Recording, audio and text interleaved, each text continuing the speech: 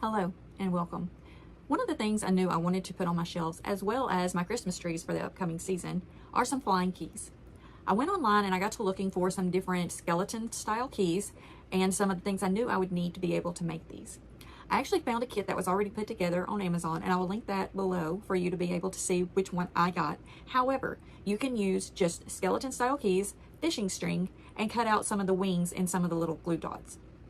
So we're going to go ahead and get started. This is not going to take long, so I'm just going to show you how I make these.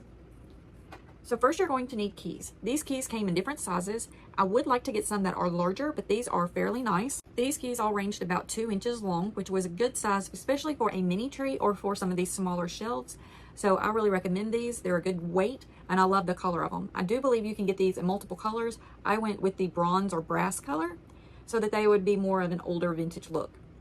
So this is one of them. They come in many different styles.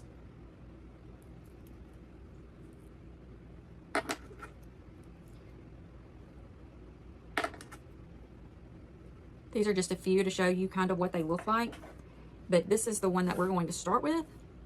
So the first thing that you're going to do is you're going to take your key. You're also going to get some string. You can use fishing string. This is the string that actually came with this, and we're going to cut about 8 inches of string off.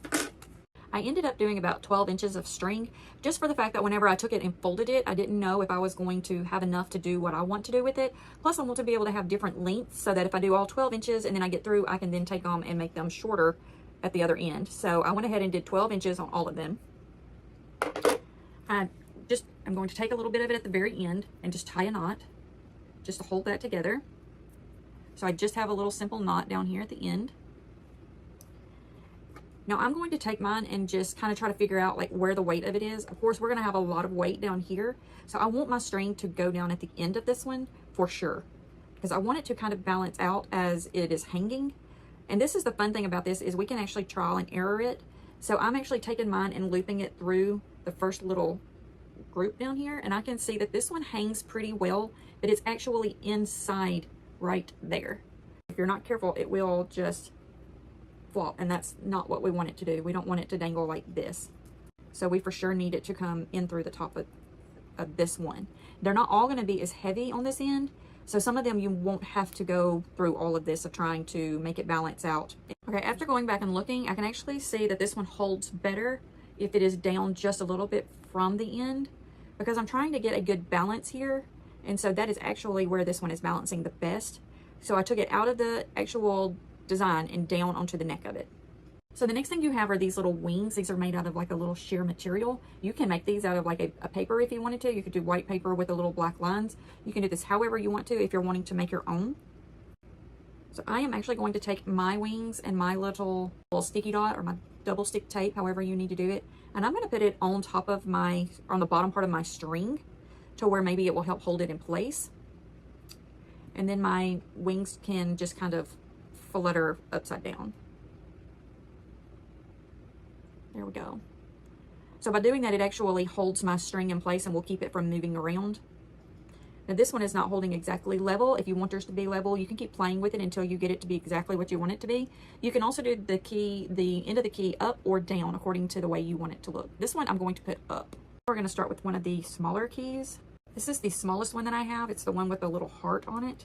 I'm just taking my string and I'm just putting it around the neck again, just to kind of try to give myself a balance with these.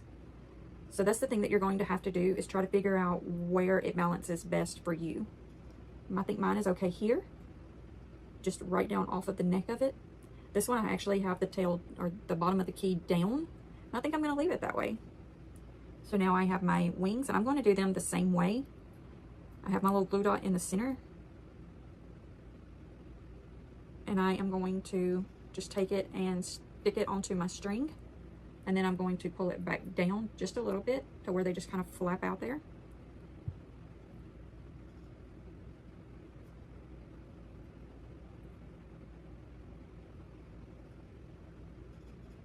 And now he kind of looks like he has a broken wing. But what do we know from the Harry Potter series?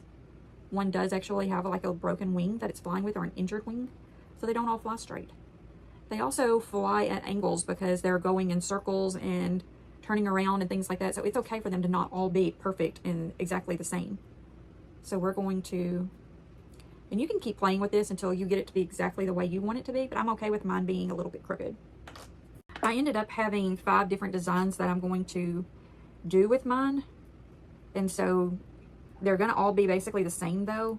We're just going to take this string and tie it on there. We're going to put our wings on there, and then we're going to just let them hang. So I think on these next few, I'm just going to put them together and then I'll show them to you. Okay, there's one more. Again, I'm not trying to make these perfect. I just want them to all look a little bit different. That's kind of the point of it. And then I'm going to hang these from my shelf. Now I am making extras to where I can hang these also from my Christmas trees. I have 2 mini Christmas trees and then 1 big one that I'll put up. So I want some for each of those as well. And later on we'll actually be doing some DIY ornaments. But these I'm not really doing them for the fact of the holidays coming up. Doing these strictly for my shelf. I'm just going to end up with extras for my Christmas tree, because while I'm doing them, I just as well go ahead and do them all. We have one more. And I have one last one to do. And there's the last one. So now we're going to hang these up on a shelf. Really not sure which one I'm putting these on, so I'm going to have to figure that out. So these are the flying keys after I have hung them up. I just ended up using some clear tape to hang them with, and I put them in different areas of the shelf. I have a fan going in here, and I love the way that it is making them move and the way that they look with that. So have you made flying keys before? What did you do different, or what would you do different? Leave a comment down below. And with that being said, I hope you have a wonderful day. And remember, we love you.